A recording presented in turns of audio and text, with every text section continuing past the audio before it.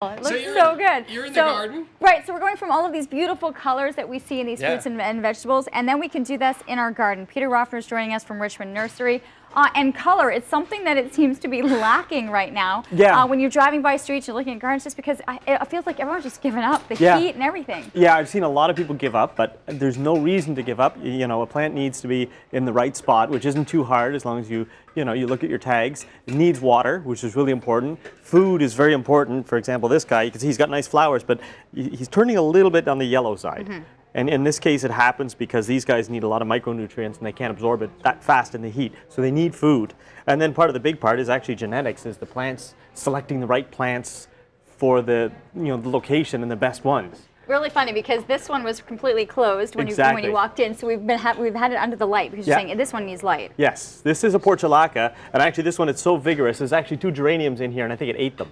Right, so it just overflows. Yeah, this is a phenomenal one. We don't have many of these left, but it's great for the hot heat. It's succulent, so if you feel it, it's kind of like, it's like holding moisture. Mm-hmm. And then once you get in the sun, it'll all open up and it'll be covered in flowers. And then at night, they'll all close back up again. So it's a really good plant, but you get a lot of show, and it's low maintenance too. Okay, this has been something, almost like a study project for you, because you have literally been watching which plants are doing well, which ones you want to have back in stock. Exactly. And you're monitoring this all the time. Yeah, we always do, and we were in Chicago last week looking at trials where they compare. So they'll take this plant, and they'll take 10 or 15 different varieties of this plant, and we'll be able to look at which one does the best. And in Chicago, when it was really hot, they had the heat and the drought. This plant, this Angelonia, performed absolutely stunning this year. And it's a really good performer. So we're going to go heavier in this next year. And there's a version for your bedding plants too. So you can put it right out in the garden, and then just get flowers all the time. It's really wonderful. And this is the dragonwing begonia, but there's actually a new one now called the Whopper, which is even better than the dragonwings. And this will take sun or shade. It's just phenomenal. And they just really perform well. So just keep watering it and feeding it, and you can see you can get color. Well, the color, it looks beautiful. It's amazing to see. Honestly, I'm hands up, right, in terms of half of it giving up on this one. But looking ahead, people are going to be starting to see what they want to plant, knowing for next year what you have available. Well, when do we start to switch gears for that? Well, you won't really. I switch gears already. Right. You already have. Yeah, you won't switch gears till the springtime comes. Now, sometimes you get perennials. Like, for example, this is a fall mum with an echinacea and a yugo. So this is perennial planter.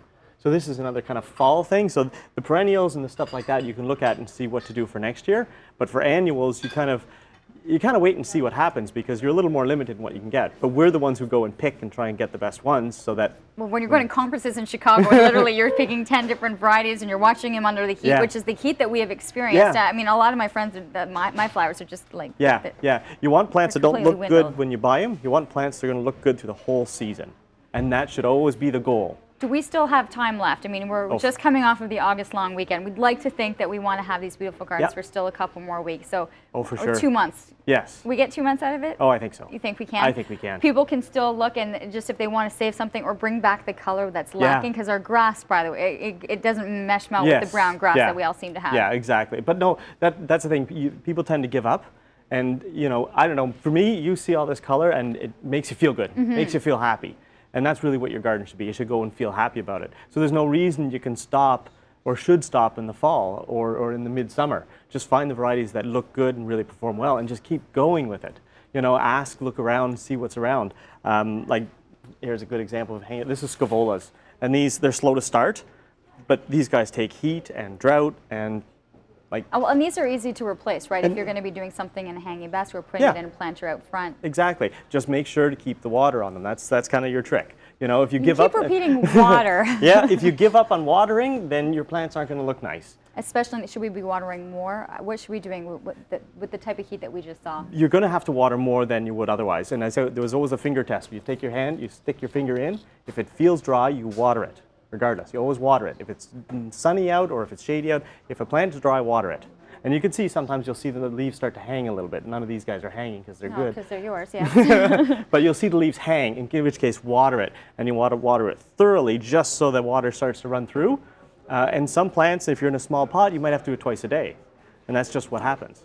So, but just make sure when a plant's thirsty, give it water, and you can keep them going. Okay. Don't need to give up on your plants. Don't give up. Add some more color. We need it right now. It's definitely in that feel good. And Yeah. there are lots of different varieties. And you're already looking ahead because you know which ones are going to be able to last next summer when we deal. Hopefully, we're excited. we have heat like this as well. Thanks to Peter. You're very welcome. We are going to take a commercial break. If you're looking to get a hold of us,